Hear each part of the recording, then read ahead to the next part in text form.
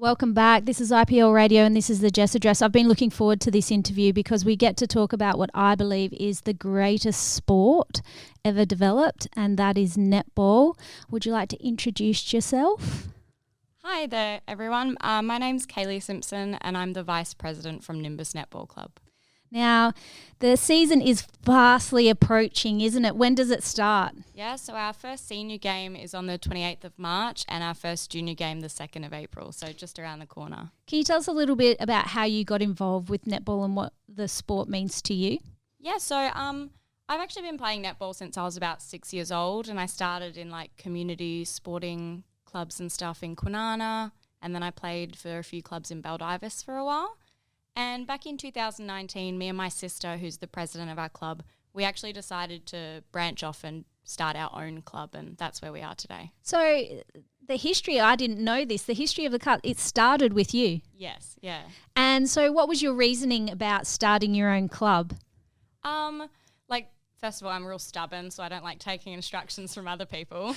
That is honest. I love that about you. But we just wanted something different. Like the clubs that we were in were branching ways that I guess we weren't just happy with. We had like a lot of unreliable people in our teams, and we thought if we started something ourselves, it might go the way we were hoping. Yeah, and you said that there's a different, we were just talking before, there's a difference between your club and others in that fact that you're not a development club, you're an all-inclusive club, so you don't have to be at a netball level to join. You want everybody to come on board, don't you? Yeah, so the majority of our players are actually like brand new to netball, whether they're playing in the senior comp with the ladies or like the really little girls that are 7, 8 years old.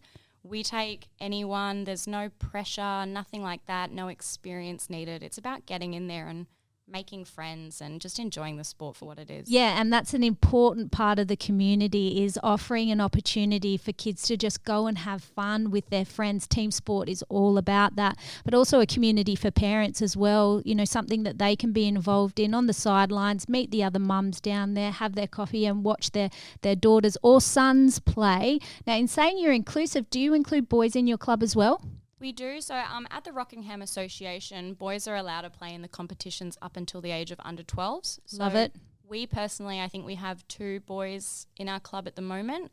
We did nearly have a mixed competition go ahead for the seniors, but there just wasn't enough interest. Oh, I'll definitely be on board in terms of Rockingham District's Netball Association next year in trying to develop that. Yep. I'm actually looking forward to having that mixed competition play, because I think the men element is actually growing so much in popularity, just like we're seeing in AFL, the Women's League. I think netball and men are actually growing as well, and they're becoming a huge part of the netball culture. And I think the Men's League actually played the Fever recently. They had like a pre-match game, and yeah, I love to see that. They're just so competitive. So even like the dads, you know, on the Saturdays, they come down and they watch and they're shouting at the kids, like encouraging, obviously. But they're like, I want to be out there. I want to do it. Yes. So that's actually how we got a lot of our senior women Yes. into the club, is they've watched their girls play on a Saturday and been like, no, I need this. They're having too much fun. Yeah. So in saying that, you've got definitely some places available coming up for the 2022 season coming up. Who do you need in your club? So, yeah, I've got a little list here. We, as Nimbus, we're actually running our own net program, which is for boys and girls turning 6 this year, so 2016 born, and we're teaching them all the skills. They don't actually go to the association and play. They play within our club. Okay, excellent. It's a stepping stone. And is that still at the Mike Barnett Centre? No, so we're running that in Baldivis at the Baldivis Secondary High School. Yes, after excellent. School on a Thursday. Yep. So we do have 3 positions available for our net program. Yep. Then for our Net Set Go, the other ones, we've got 2 2015 positions left, Yep. boys or girls, 1 2014 boy or girl. They're both in the set competition, so they do play at Mike Barnett's. Yes. Then our under 14s, we still have 3 positions left, so that's 2008 girls. Yep. And then 1 2007 girl for our under 15s. And then for our under 17s team, we have 2 spots left, and they can be either 2005 or 2006. So if anyone missed that information but still wants to join your club, where would they find this information? Our Facebook page is the best way to go. Our president runs it and she is very tech savvy, so she's always posting. Far better than me then.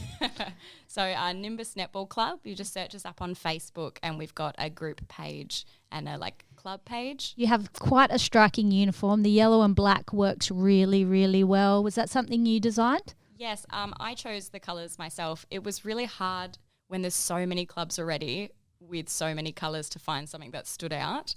My inspiration behind them was actually Hufflepuff colours from Harry Potter. Well, I noticed that's a little bit in your logo as well, yes? So our club is very magical themed. So our little motto that we have is bringing magic to netball. Yes.